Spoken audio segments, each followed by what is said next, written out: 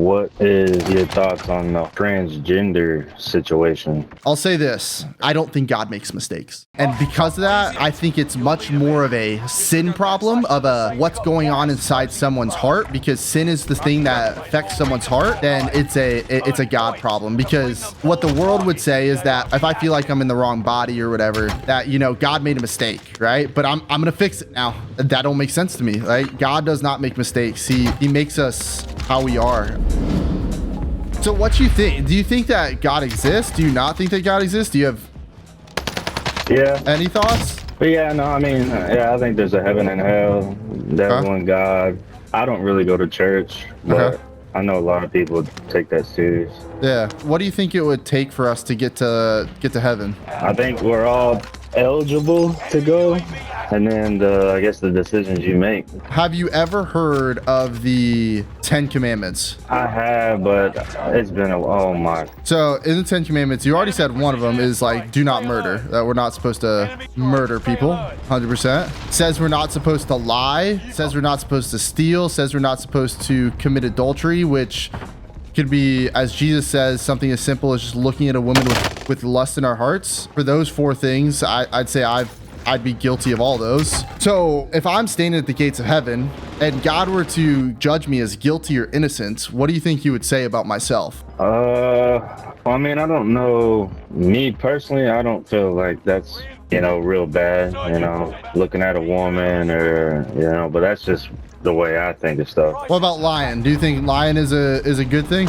No, lying's not a good thing, but it depends on what the lie is for. You know, if you're lying to protect somebody, or you're, you know, lying to your kids saying there's, you know, Santa Claus, you know, it just depends on the lie. What about stealing? Do you think we should be able to steal? Nah, pretty much any kind of stealing is bad. Do you think if that there is a God, that we should worship other things in our lives? Oh yeah, definitely. So you said you played soccer or whatever. Yeah. You know, that is something you're real passionate about, and you weren't as involved in like the church and stuff when you did that kind of stuff. And I feel like that's okay. You know, if you're doing something that you like. So it's okay to do something you like and enjoy, 100%. Not saying you can't do that. Yes. But if I were to put that in a higher importance than my relationship with God, so I would start to idolize that of like, hey, like instead of like working on my relationship with God, I'm going to choose working on soccer every single time. That's what idolization is. The idea of an idol is it becomes your reason for living, breathing, and your overall value to yourself. Like it's the thing that you hold of most important thing in your life. God has created us to have him as the most valuable thing in our lives, not because our lives become perfect or anything like that, but because he is the greatest good. Like he is the source of where all things good come from. And like for me, for soccer, I used to think soccer was the most important thing. It was my reason for living and breathing and stuff like that, right? Once I realized he's my reason for living and breathing, it gave me so much more joy in the midst of the things that happen in my life. Whatever happens, it doesn't really matter because of who God says we are. What sin is anything that breaks God's law, anything that breaks God's design for this world. And God's design for this world is for us to love God and us to love people. And basically the 10 Commandments is a really quick way of saying, or like a list of 10 rules or laws of like, hey, this is how you love people and this is how you love God. But the problem is, like we've kind of already gone about, every single one of us, me and you at least, can't keep these 10 Commandments. And if he's a perfect judge, he can't let people, like bad deeds, go unpunished. Does that make sense? Yeah. So because of that, despite all the things we might do that are good, and you know, our good may outweigh the bad, at the end of the day, God still has to judge us for our deeds, and he has to, as a good judge would, he has to judge us for our bad deeds. So what type of hope do we have if we're supposed to be judged as guilty in the eyes of God because of the ways we've messed up? That's where this guy Jesus comes in. Do you know who Jesus is? Yeah, God's son, right? Yeah, he is the Son of God. That is his title, but he is God in the flesh as well. So when Jesus dies on the cross, he actually takes on the punishment of the sin that me and you deserve. So when we go, we don't have any hope to get into heaven because we're all messed up, we're all evil. Well, that's where Jesus steps in and goes, hey, I will take on the punishment that you deserve so that when God will look at me and you, he doesn't see me and you for our mess ups and our mistakes anymore, but rather he sees us for Jesus' perfection. And the illustration I like to give, I like to use a t-shirt, right? Me and you had this t-shirt on that said sinner. And sinners deserve punishment. They deserve to go to hell. But Jesus had this t-shirt on as righteous because he was perfect. Something me and you couldn't do. He lived the perfect life, the sinless life. And when he died on the cross, he said, hey, give me your t-shirt. So he takes off his t-shirt and puts on the sinner t-shirt so that me and you, we would be able to put on the righteous t-shirt, the perfect t-shirt. So that now when God looks at me and you, he doesn't see the sinner, but rather he sees perfect. And that's because of the work of Jesus on the cross. That's how we get to heaven, is through the work of Jesus, and trusting that our only way to heaven is through the work of Jesus. If we were to think it's anything else, it's not good enough. So what do you think about atheists?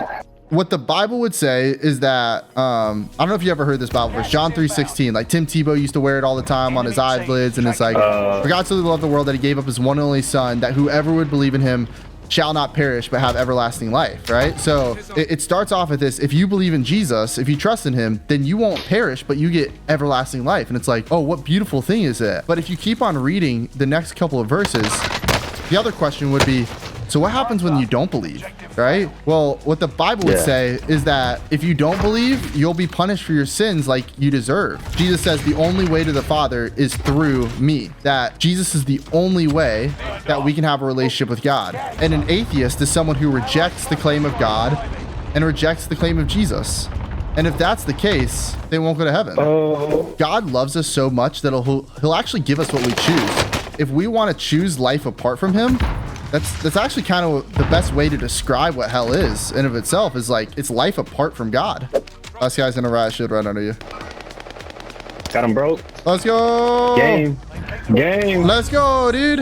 What makes you kind of like hesitant to like maybe go to church or explore faith or God a little bit more? I mean, I guess I just don't really think about it that much. I don't know. It wasn't really for me. Not because I don't believe in God or anything. It's just not my thing, really. Would you agree with me that one day every single one of us will die? Oh, yeah. So if every single one of us are going to die, right? And there is this God, and then there is this heaven and a hell. And my encouragement to people is like, at the end of the day, like you'll make the decision you want to make, right? But like, don't be caught off guard by that. There's going to be a day where every single one of us die, and then what happens after that, right? And God's the one who has whose hands are on that, right? Of what happens to us after we die. Why ignore it? Why put it on the back burner now if it's inevitable? You know what I mean? All right, I got a question. What is your thoughts on the whole transgender situation? I'll say this, right? That Psalm, I think it's 139. I think it's Psalm 139 says that God knit us together in our mother's womb. And when I think about that, of like, what does it mean for God to knit us together in our mother's womb? I don't know much about knitting, but I know two things. One, it takes a lot of time. And two, it takes a lot of attention to detail. So if God is a God that knit us together in our mother's womb, that he is that intimately relational with us, then I don't think God makes mistakes. And because of that, I think it's much more of a sin problem, of a what's going on inside someone's heart, because sin is the thing that affects someone's heart. Then it's a God problem, because what the world would say is that if I feel like I'm in the wrong body or whatever, that, you know, God made a mistake, right? But I'm gonna fix it now, you know? That don't make sense to me, right? God does not make mistakes. He makes us how we are. I think there's people that definitely like feel like they're trapped in like the wrong body or whatever, and that's the result of sin. And then I think that there's another level of people that like are being told that they're being trapped in a different body. Yeah, like the parents. I 100% messing with the kids' head. Yeah. Whether it's the parents, peers, social media, it's something in which people's heads are getting messed with. It was really good getting to know you, hippie, dude. It was great talking to you, bro. You too. Later. God bless you, bro.